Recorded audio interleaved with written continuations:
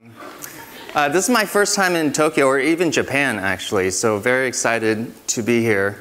It's also very interesting giving a lecture when it's being translated. I'm curious, how many of you, raise your hand if you're listening to this in English, to me speaking.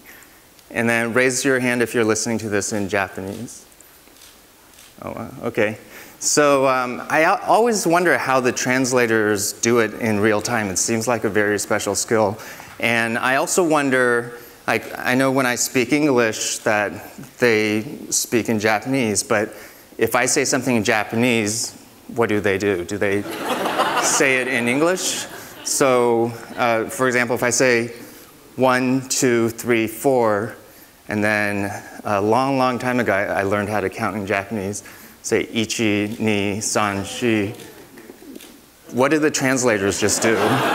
And if I say 1, ichi, 2, ni, 3, san, do the translators get confused and forget which?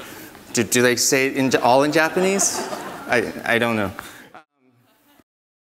And a few years ago, I was actually giving a tour to an executive from a big record company, from a big music company in Las Vegas. And I asked him, had he purchased from Zappos before? And right now, we only sell to our customers in the United States.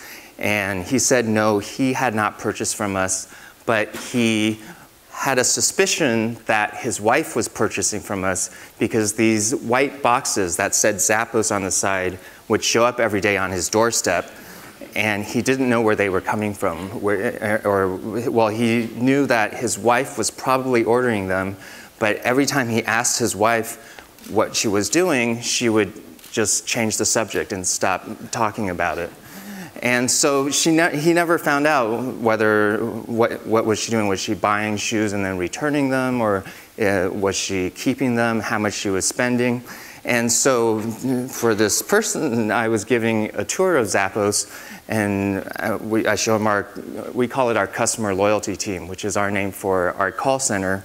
And we have a whiteboard on there where we list all the different numbers from the call center, such as number of phone calls that we took yesterday, what % did we answer in under 20 seconds, and what were our sales through the call center.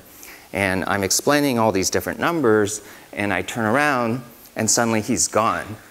And I think that's very strange. And so I look for him, and then finally I find him. He had gone down halfway down one of the aisles, sat down next to one of our employees, and told the employee to pull up his wife's account on the computer. And he discovered that she had spent over $62,000, which I think is about 5 million yen. I don't know if the translators translate dollars to yen, but in the lifetime of his wife. And so, so that was how he found out what his wife was doing. I'm hoping they aren't divorced because of that.